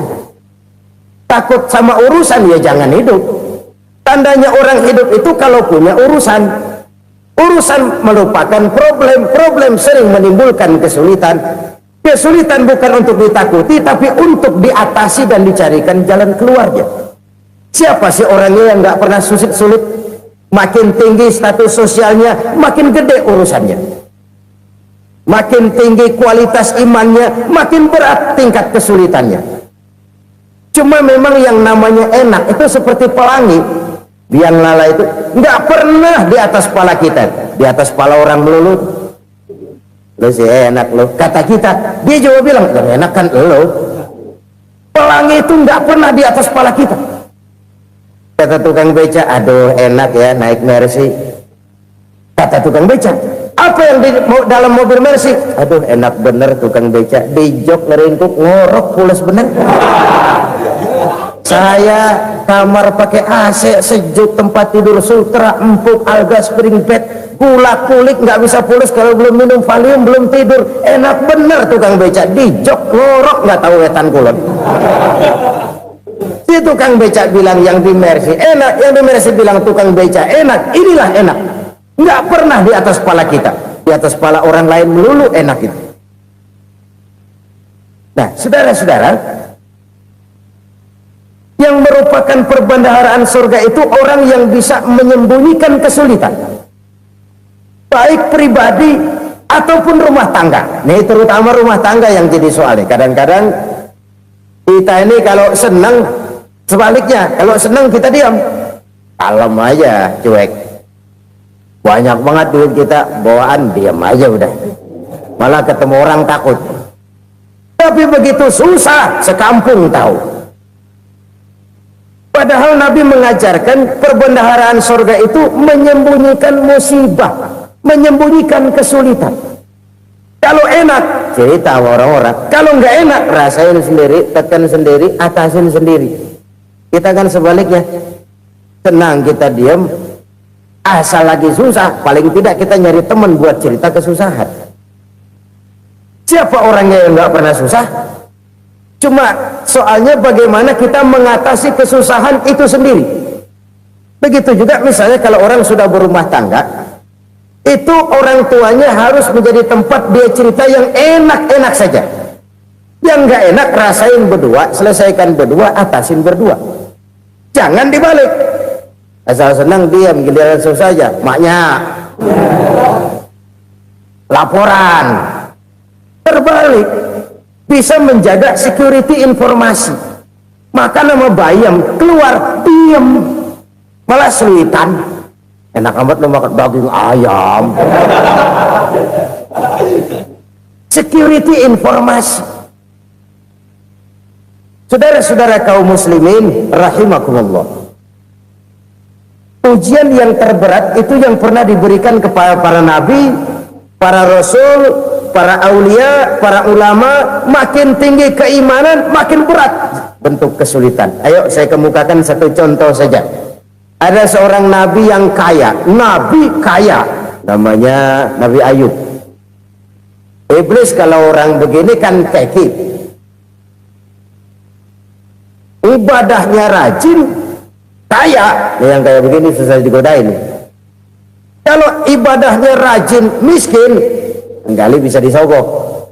Sini imannya mantap, ibadahnya rajin, kaya, nabi lagi. Oh, tapi namanya iblis nggak kurang akal. Laporan, Tuhan, kenapa iblis? Ya ini bahasa saya, bahasa Qur'annya sih nggak gitu. Itu hambamu yang namanya Ayub, dia rajin ibadah cuma karena dikasih kaya aja. Coba kasih miskin dia, berhenti dia sembahyang. Ah, kamu bisa aja. Saya tahu Ayub itu hambaku yang ikhlas. Saya buktiin Tuhan, silahkan. Dibuktiin lah, iblis turun ke alam ini. Yang mula-mula dia lakukan, dia rusak sawah ladang Nabi Ayub. Dia binasakan binatang ternak Nabi Ayub. Sehingga dalam waktu singkat, jatuhlah Nabi Ayub dari orang paling kaya jadi orang paling miskin. Beliau masih ibadah di mihrab dalam masjid. Datang iblis. Saudara Ayub, ya, lagi ngapain? Ibadah. Nyembah Allah, nyembah Allah. Oh, percuma. Kenapa? Tuhan yang ente sembah nih, dia udah bikin miskin ente. Sawah ladang ente hancur lebur, binatang ternak binasa. Sekarang ente jadi orang paling miskin. Ngapain nyembah Tuhan kayak begitu? Tekor. Udah berhenti dah ibadah, berhenti ibadah. Ini iblis sama Tuhan lapornya lain, yang dikerjakan kepada Nabi Ayub juga lain. Benar begitu iblis kata Nabi Ayub? Iya, sawah ladang saya habis buras, binatang ternak saya binasa, binasa. Saya miskin, bangpak. Apa jawab Nabi Ayub? Bukan innalillahi, ini hebat. Alhamdulillahillazi a'tani wa akhraza minni. Segala puji bagi Allah yang telah memberikan harta kepada saya dan sekarang mengambilnya lagi. Alhamdulillah. Allah yang ngasih, Allah yang ambil. Itu mah urusan Allah. Iblis cuman ibadah jalan terus, sujud lagi Nabi Ayub. Iblis seleher gondok banget. Dasar Nabi nggak mempan dia apa-apain. Miskin malah alhamdulillah. Allah yang ngasih, Allah yang ambil. Jadi kalau kita tidak komit, kita tidak terikat kepada kaya, miskin, senang, susah, apa yang bisa bikin kita susah? Jadikan kekayaan, kemiskinan, jadikan senang, susah sebagai anak buah yang bisa kita atur. Jangan kekayaan ngatur kita, jangan kemiskinan ngatur kita. Kita yang harus mengatur mereka. Senang, susah, kaya, miskin, bahagia, sengsara, jadikan itu anak buah yang bisa kita atur. Kalau sekarang kita kaya, lain saat boleh jadi kita miskin, semiskin-miskinnya. Allah yang ngasih, Allah yang ngambil. Tenaga mana yang bisa menghalangi? Ibadah jalan terus. Iblis makin gondok. Dasar Nabi loh. Akhirnya apa? Nabi Ayub dikerjain, diberikan penyakit. Demikian fatal penyakitnya. Bayangin, udah miskin sakit. Masya Allah, miskin sakit. Sakitnya nggak lama, kira-kira 16 tahun. Istrinya 3, 2 mental minta ceraiin. Ngerawatin laki bengek begini, seneng belum tentu, susah udah pasti nih. Cerai aja, cerai dah, cerai. Tinggal satu Siti Rahmah yang setia menemani beliau. Sesetia-setianya hati perempuan. Satu saat Siti Rahmah bilang, "Bang, iya, abang kan Nabi bang.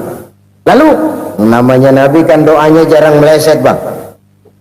Maksud kamu minta kenapa sih sama Tuhan biar abang sembuh baik dah bang?" Siti Rahmah, iya. Saya sakit berapa tahun sih dah? 16 tahun bang. Sebelum ini saya sehat berapa tahun? Ya kira-kira 60 tahun bang. Nah coba ente banding-bandingin Rahmah. Saya dikasih sehat 60 tahun, dikasih sakit 16 tahun. Sudah nggak sabar mau doa kepada Allah minta sembuh. Saya malu kepada Allah. Diuji dengan yang luar biasa seperti ini, tidak mengganggu stabilitas kehambaannya. Dia tetap menghamba kepada Allah Subhanahu wa ta'ala. Saudara-saudara kaum muslimin rahimakumullah, kunci menghadapi kesulitan itu apa? Allah jelaskan dalam satu ayat, wa basyiris sabirin alladzina iza asabathum musibah qalu inna lillahi wa inna ilaihi raji'un. Gembirakan orang-orang yang sabar. Siapa mereka itu? Yang apabila mendapat musibah mereka kembali kepada keyakinan dasar. segalanya dari Allah dan segalanya akan kembali kepada Allah. Ini konsepsi dasar dari sikap muslim dalam menghadapi berbagai kesulitan.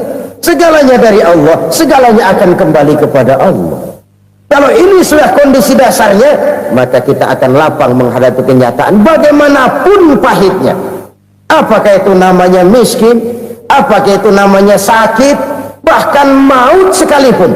Maut sekalipun. Segalanya dari Allah, segalanya akan kembali kepada Allah. Ini sikap hidup, bukan sekedar ucapan. Kita kadang-kadang menjadikannya sebagai ucapan. Mulutnya sih nggak berhenti, inna lillahi wa inna ilaihi raji'un, tapi nangisnya terus gerung-gerungan. Bukan itu, ini kesadaran moral. Kalau segalanya dari Allah, segalanya kembali kepada Allah, kan sebenarnya cuma nunggu giliran. Hari ini saya nyembayangin dia, entah hari apa saya disembayangin orang. Hari ini saya antar dia ke kubur, entah hari apa orang nganterin saya ke kubur. Hari ini saya tahlilkan dia, entah nanti kapan orang tahlilkan saya. Segalanya dari Allah, segalanya akan kembali juga kepada Allah. Oleh sebab itu saudara-saudara, kesulitan bukan untuk ditakuti, kesulitan justru untuk diatasi, dicarikan jalan keluarnya. Dan tidak ada orang yang tidak pernah mendapat kesulitan, tidak ada. Semakin tinggi status sosial, semakin tinggi kualitas keimanan, semakin besar juga tingkat kesulitan. Hanya saja bagaimana cara kita mengatasinya. Dan Al-Quran menyatakan, innama al-usri yusra. Di balik kesulitan itu pasti ada kemudahan. Roda itu berputar. Karena itu Rasulullah Sallallahu Alaihi Wasallam mengingatkan kepada kita, ta'arraf ilallahi firraha ya'rifka fisyiddah. Ingatlah kepada Allah di waktu kamu senang, supaya Allah ingat kepada kamu di waktu kamu susah. Kalau waktu senang kita ingat kepada Allah, kita susah, Allah tidak akan meninggalkan kita. Tapi kalau waktu senang kita jauh dari Allah, sujud tidak sempat, dengan masjid jauh, ketika senang kita lupakan Allah, nanti begitu kita susah, Allah lupakan kita, dan itu menyakitkan. Oleh karena itu orang-orang tua kita dulu bilang, kalau lagi sehat ingat-ingat lu bakal sakit nanti, kalau lagi kaya ingat-ingat satu saat kita bakal jatuh miskin. Bahkan kalau lagi muda ingat-ingat kita bakal tua, dan yang terpenting kalau lagi hidup ingat-ingat kita bakal mati. Saudara-saudara kaum muslimin rahimakumullah. Jadi yang kedua yang merupakan perbendaharaan surga, menyembunyikan musibah. Saudara-saudara kaum muslimin rahimakumullah. Hal ketiga yang merupakan perbendaharaan surga adalah wasilatur rahmi. Orang yang suka bersilaturahmi. Sebagaimana yang kita maklum bahwa manusia adalah makhluk yang disebut zon politika, makhluk sosial yang tidak mungkin hidup sendiri-sendiri. Betapa dan siapapun kita memerlukan orang lain. Bodoh betul manusia kalau tinggal di tengah masyarakat tapi tidak mau bermasyarakat, merasa hebat sendiri, pinter sendiri, gagah sendiri, kaya sendiri, mungkin kalau mati juga ngubur sendiri. Jangankan kita di sini, di sorga saja Nabi Adam waktu sendirian bengong melulu, mondar mandir. Allah tegur dam sepi dam. Ya ini kalau bahasa saya. Iya Tuhan, sepi ini nggak ada coret-coretan pisan ini. Diciptakan Siti Hawa, baru anteng Nabi Adam. Itu di surga. Cobalah. Umpamanya saudara tinggal di Jakarta nih, kaya bener. Apaan aja di Jakarta punya saudara dah. Jembatan Semanggi ambil, Monas buntel bawa pulang, hotel-hotel ambil semua. Cuman tinggal di Jakarta sendirian, apa enaknya? Betapa dan siapapun kita perlu orang lain. Tidak ada seorang pun yang bisa memenuhi kebutuhan hidupnya secara sendiri-sendiri. Nah, Islam telah menyelamatkan manusia dari ras diskriminasi, mengikat manusia dengan persaudaraan yang berlandaskan kepada akidah. Karena itu dianjurkan bersilaturahmi. Bahkan Nabi menyatakan, Man arada ayyubsata lahu fi rizqihi wa yunsa'a fi atharihi falyasil rahimah. Siapa yang kepengen diluaskan rezekinya dan dipanjangkan usianya, banyaklah ia bersilaturahmi. Siapa yang kepengen dimudahkan rezekinya, hendaknya ia banyak bersilaturahmi. Kalau banyak teman, kesulitan kan paling tidak ada tempat cerita.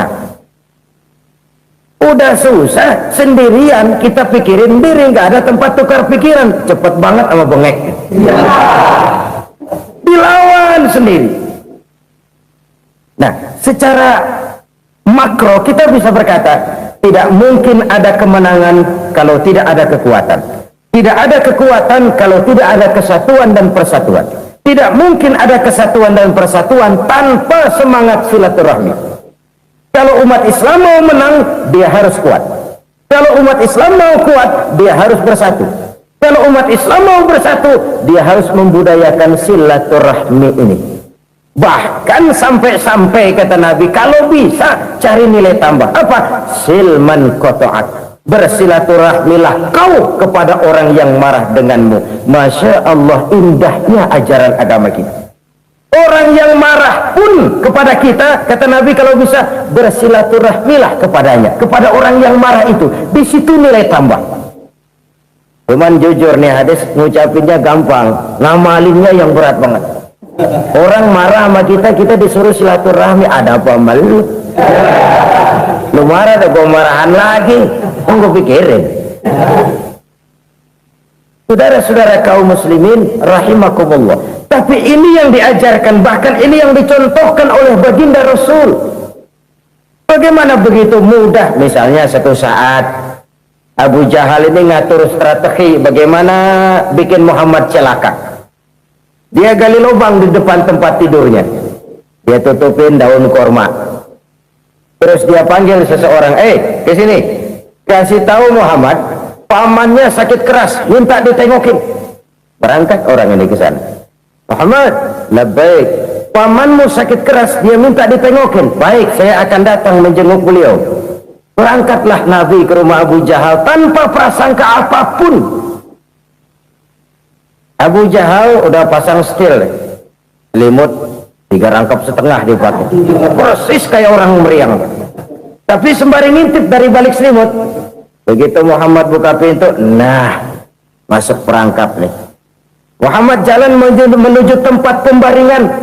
Makin lama makin dekat, makin lama makin dekat, makin dekat ke lubang yang dipasang oleh Abu Jahal itu. Dalam hati Abu Jahal, terus dah jatuh, mampus kalau ini, mampus lu hari ini. Apa yang terjadi? Malaikat Jibril datang. Muhammad, pamanmu cuma pura-pura sakit. Di depan tempat tidurnya ada lubang perangkap supaya kamu jatuh ke situ. Udah, kamu pulang. Balik kanan Nabi. Udah hampir jatuh ke lubang, balik kanan, pulang. Bayangin kecewanya Abu Jahal. Muhammad dikit lagi, Muhammad dikit lagi. Enggak, paman, saya pulang aja. Emosi, bangun dari tempat tidur, enggak sadar kalau lagi pura-pura sakit. Lompat ngejar Nabi, dia lupa dengan lubang yang dia gali. Usrak, nyemplung sendiri ke dalam lubang.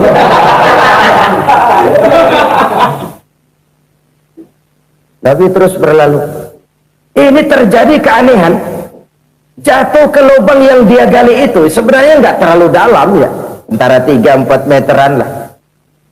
Tolong, saya jatuh ke lubang ini. Datanglah pelayan-pelayannya itu. Angkat saya dari sini. Oh, ngulurin tambang. Satu gulung, belum juga nyampe itu tambang. Kurang, beli lagi ke warung. Sambung, ulur lagi, nggak juga bisa sampai. Wah, ini kerjaan Muhammad ini. Tolong, siapa salah seorang kamu ke rumah Muhammad, kasih tahu encangnya kecebur. Minta ditolongin. Sampaikan kepada Rasul. Kenapa? Pamanmu jatuh ke lubang, Muhammad minta tolong diangkatin. Tambang udah nyambung-nyambung nggak nyampe juga. Ya, nanti saya datang, saya tolong. Cobain. Nyata-nyata orang berniat jahat mau mencelakakan dia. Datang dia menolong. Ini yang disebut air tuba dibalas air susu, ya ini, bukan sebaliknya. Air tuba dibalas air susu. Paman, kecebur ya? Iya Muhammad, tolong ini. Pegang tangan saya. Nabi ulurkan tangannya, nyampe, dipegang oleh Abu Jahal, diangkat ke atas, sampai atas. Apa kata Abu Jahal? Sihirmu memang hebat Muhammad. Udah ditolongin dikata sihir, enak kita kemplang kan itu orang ini. Urusan apa? Tapi inilah akhlak. Kalau bisa kamu bersilaturahmilah dengan orang yang marah kepadamu sekalipun. Orang marah kita tetap baik. Kalau kita berbuat baik sama orang yang memang baik, rasanya sih biasa-biasa aja. Orang baik kita baik lagi, ya draw aja, belum ada nilai tambah di situ. Baru ada nilai tambah kalau kita bisa berbuat baik kepada orang yang nyakitin kita. Itu namanya kita setingkat di atas dia. Dia sakitin kita, kita berbuat baik sama dia. Dia pelit sama kita, kita baik sama dia. Dia marahin kita, kita deketin dia. Di situ kita punya nilai tambah. Jadi siapa yang ingin diluaskan rezekinya, kata Nabi, dan dipanjangkan umurnya, hendaklah ia banyak-banyak bersilaturahmi. Sederhana sebenarnya silaturahmi, tapi silaturahmi membangkitkan semangat kesatuan dan persatuan. Kesatuan dan persatuan melahirkan kekuatan. Dalam matematika 1 ditambah 1 pasti 2.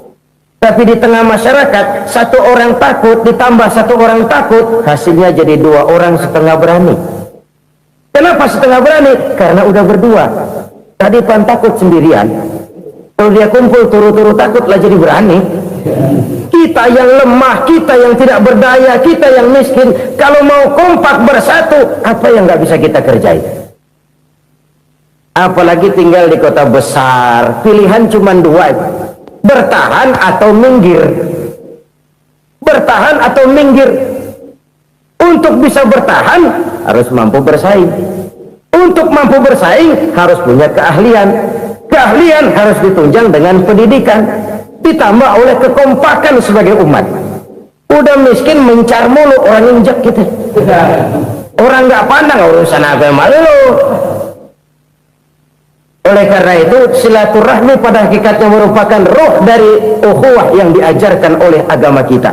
Bagaimana Islam menyelamatkan masyarakat manusia dari ras diskriminasi, mengikat manusia, dan tidak ada persaudaraan yang lebih indah selain persaudaraan yang diikat dengan nilai-nilai akidah. Sepanjang orang di jalan Allah, itulah saudara kita. Keluar dia dari jalan Allah, selesailah persaudaraan sampai di situ. Karena itu, kalau ingin menyimpan sesuatu di surga, banyaklah bersilaturahmi. Datang ke rumah ini, datang ke rumah itu, dan lain sebagainya. Itu simpanan kita di akhirat nanti. Ini yang ketiga. Saudara-saudara, yang keempat, perbendaharaan surga itu apa? Wa qawlu la hawla wa la quwwata illa billah. Ucapan la hawla wa la quwwata illa billah. Ibadah kan ada yang berat, modalnya besar. Bangun masjid berat, modalnya besar. Bangun rumah sakit berat, modalnya besar. Ada ibadah yang berat tapi modalnya ringan. Misalnya puasa. Puasa itu berat, mengendalikan nafsu. Kalau sekedar nggak makan nggak minum sih enteng. Mengendalikan nafsu itu jihad terbesar, tapi kan modalnya ringan, cuma niat saja. Ini ibadah berat, modalnya ringan. Ada ibadah yang ringan, modalnya juga enteng, seperti termasuk ucapan la haula wa la quwwata illa billah. Tanpa sadar, la haula wa la quwwata illa billah, nyelengin tuh di surga. Nyelengin, kita nggak terasa, nyelengin simpenan akhirat. La haula wa la quwwata illa billah, nyimpan lagi. Kaget, la haula wa la quwwata illa billah, nyimpan lagi, banyak simpanan. Walaupun sebenarnya yang dimaksud di sini adalah kesadaran batin bahwa tidak ada daya dan kekuatan kecuali Allah. Itu intinya. Kita memulai pekerjaan disunahkan baca bismillah, kan begitu. Apa itu? Kesadaran moral bahwa ini saya bisa kerjakan, saya kerjakan ini dengan menyebut nama Allah. Kenapa? Kalau Allah tidak memberikan daya dan kekuatan, mana mampu saya kerjakan ini, maka saya kerjakan ini dengan menyebut nama Allah. Bismillah. Kesadaran moral. Manusia hanya wajib berusaha, tapi nggak pernah wajib berhasil. Banyak hal-hal yang kalau kita renungkan secara rasio nggak mungkin, tapi jadi kenyataan. La haula wala quwata illa billah. Tidak ada daya dan kekuatan kecuali bagi Allah semata-mata. Kesadaran moral akan kelemahan dan keterbatasan makhluk bernama manusia. Kadang kita kagum dengan otak, tapi kita sering lupa sama yang bikin otak. Padahal bagaimanapun hebatnya otak, yang bikin otak pasti lebih hebat dari otak. Nggak percaya, silahkan otak-otakan. Inilah kecenderungan. Kita kagum dengan pesawat-pesawat mutakhir, bukan main, besi gede banget terbang itu. Alangkah hebatnya. Lalu apa yang bikin otak tidak lebih hebat dari itu semua? Kita puji laut, apa yang bikin laut tidak lebih hebat dari laut itu? La haula wala quwata illa billah. Tidak ada daya dan kekuatan kecuali Allah. Apa yang bisa kita lakukan kalau tidak karena daya dan kemampuan yang diberikan oleh Allah kepada kita? Lahirlah sikap tawadu, rendah hati, tidak melonjak menjadi angkuh dan sombong, sadar akan kelemahan dan keterbatasan diri sebagai makhluk yang diciptakan oleh Allah Subhanahu wa taala. Jadi satu sisi ini ucapan yang berpahala, la haula, jadi wiridan. Pada sisi lain ini kesadaran moral, sikap mental, kesadaran batin bahwa yang punya daya dan kekuatan itu cuma Allah. Kita nggak pantas untuk sombong, sebab sombong itu pakaiannya Allah. Kita nggak sedang pakai pakaian Allah, kegedean. Dan makin kita renungi, makin terbentur. Apa sih yang bisa kita sombongi? Kita mau sombong apa? Kaya? Pintar? Itu kan semua relatif. Di atas langit masih ada langit lagi. Jadi oleh karenanya, marilah kita menyadari. Manusia hanya wajib berusaha, tapi tidak pernah wajib berhasil. Yang berusaha saja tidak wajib berhasil, apalagi yang tidak berusaha. Islam bukan agama orang pemalas yang selesai sholat lalu enggelohom, enggelenggem ayem-ayem. Tapi Islam bukan agama orang sombong yang setelah berusaha lalu tidak memerlukan Allah. Kita bisa saja bikin proyeksi, tahun sekian kita bakal panen besar menurut perhitungan otak. Tapi ada kejadian lain. Apa? Tikus ngambek. Habis itu dimakanin tikus, panen gagal. Proyeksi rasional gagal oleh tikus-tikus yang ngambek itu. Bisa saja terjadi. Tahun depan kita panen besar, urung. Kenapa? Musim panas panjang. Dan sekarang ini koran-koran bikin berita musim mengalami penyelewengan. Bukan cuma manusia yang nyeleweng sekarang. Musim pakai nyeleweng. Mestinya kan musim hujan udah selesai, masih hujan-hujan juga. Musim. Nah sekarang kita boleh bikin proyeksi, kita bakal panen besar. Tahu-tahu musim panas panjang, sawah retak, air kering. Cari teknokrat yang paling botak, suruh pendekin tuh musim panas. La haula wa la quwata illa billah.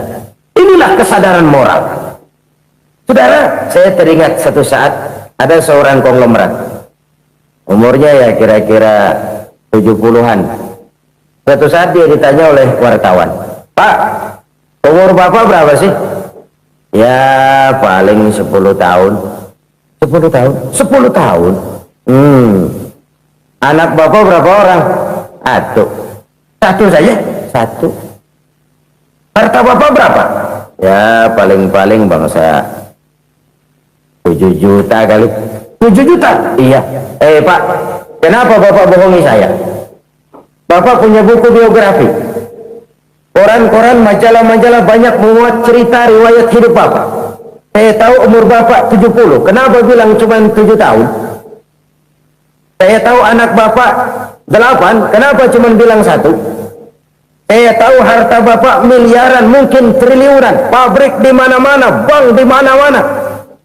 Kenapa bilang uang bapak cuma 7 juta? Nah, kata si konglomerat tadi, kamu benar nak, kamu benar. Umur saya kalau jumlahnya memang 70 nak. Cuman ingat-ingat saya, baru 7 tahun terakhir ini saya sujud. Baru 7 tahun terakhir ini saya berusaha dekat dengan Allah. Saya laksanakan perintahnya, saya jauhi larangannya. 7 tahun inilah rasanya yang ada nilainya di hadapan Allah. Yang 63 tahun matong, kelabu, kelam umur gue. Habis untuk maksiat, untuk munkarat. Maka ketika ditanya tadi, umur saya 7 tahun itu.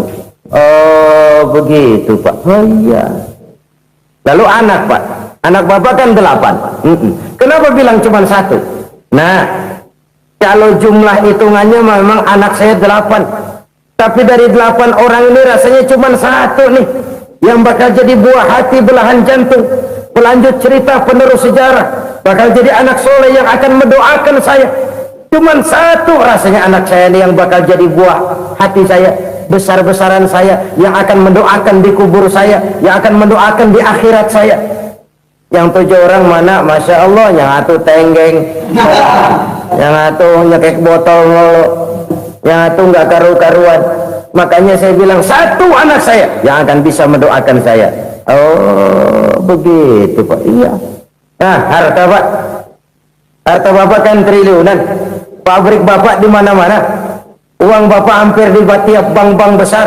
Kenapa bilang cuma 7 juta? Betul kau nak. Harta saya kalau jumlahnya memang miliaran, triliunan mungkin, tapi yang saya ingat baru 7 juta tuh yang saya belanjakan di jalan Allah.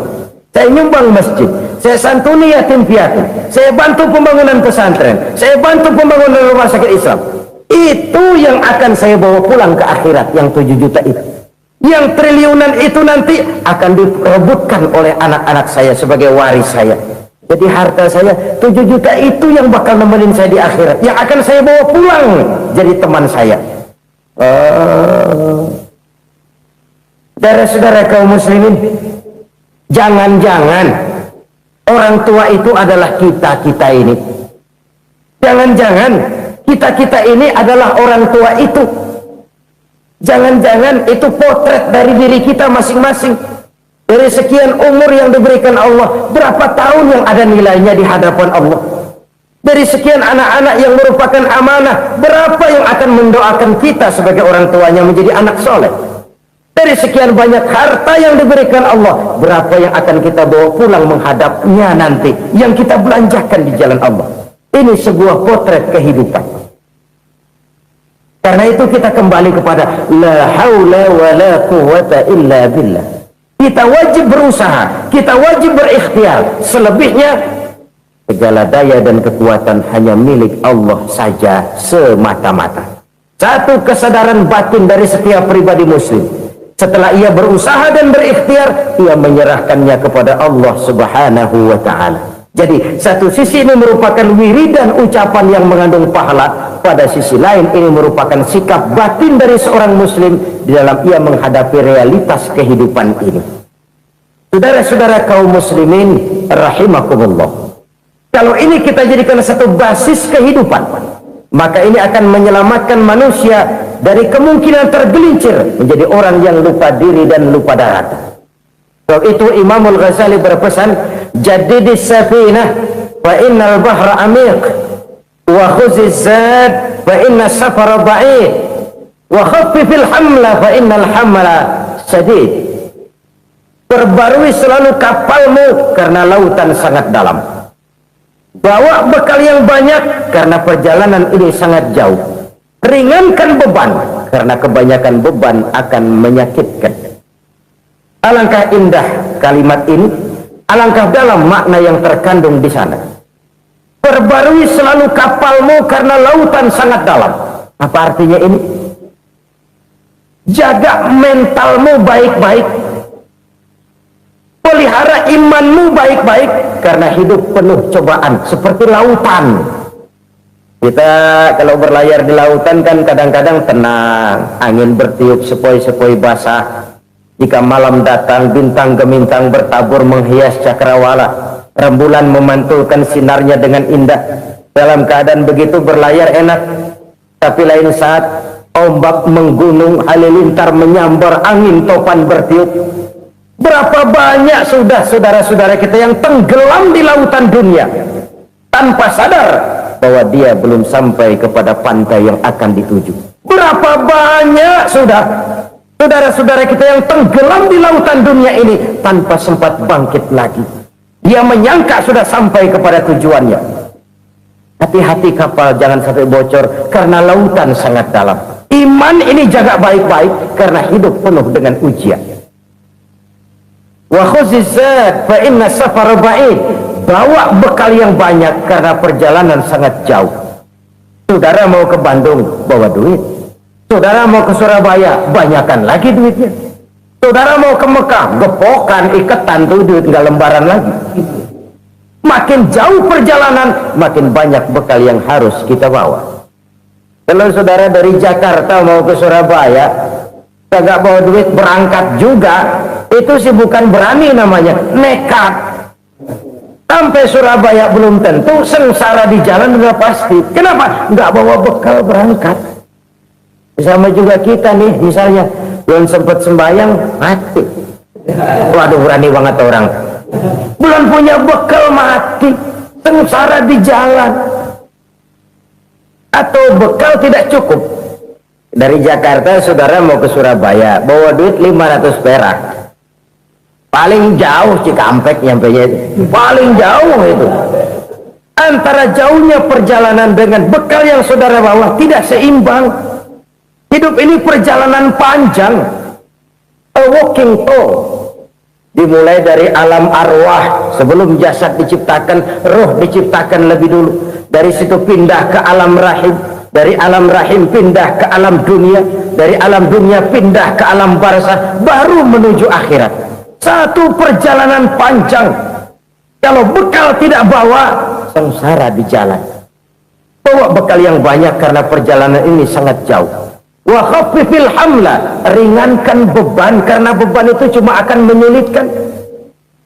Kalau bekal itu sih keperluan, tapi beban nggak kita perluin, cuma ngeberat-beratin. Apa ini beban? Dosa. Kecurangan, kebatilan, kezaliman, ketidakadilan, kesewenang-wenangan, itu akan jadi beban kita di akhirat. Alangkah celakanya, perjalanan panjang, bekal tidak bawa, beban kelewat banyak, alamat sengsara di jalan. Pahala tidak ada, dosa berlipat ganda. Na'udzubillah, summa na'udzubillah. Kalau kita rangkum nasihat Al-Ghazali dengan kisah si konglomerat tadi, kita akan mengambil kesimpulan. Pertama, bekal terbaik dalam menghadapi gejolak kehidupan ini tidak lain adalah iman. Yang kedua, pahala dan dosa. Dua hal kontroversial. Pahala adalah bekal, dosa adalah beban. Tapi kita sekarang kan tidak begitu terangsang kepada yang abstrak. Orang berlomba mencari yang konkret-konkret saja, yang real. Kalau memang dosa, benjol dong, kira-kira begitu. Kira-kira begitu. Persis orang Yahudi dulu. Orang Yahudi itu kan pernah minta kepada Nabi Musa, ya Musa, lan nu'mina laka hatta narallaha jahrah. Musa, kami nggak bakal mau beriman kepada Allah kalau belum kami lihat Allah ada nongkrong di depan kami. Kalau memang Tuhan ada, taruh dong di depan kami. Mau yang konkret-konkret saja. Kalau memang dosa, benjol dong. Kalau memang pahala, berasa dong. Orang terangsang kepada yang real, yang konkret-konkret saja.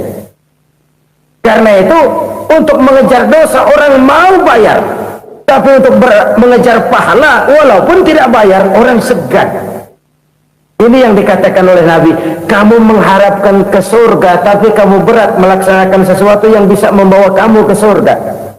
Kamu ingin jauh dari neraka, tapi tiap saat kamu lakukan perbuatan-perbuatan yang justru menjerumuskan kamu ke neraka. Idda'aitum an-najata minan nar wa ramaitum fiha anfusakum. Kamu ingin selamat dari neraka, tapi kamu lemparkan diri kamu ke neraka.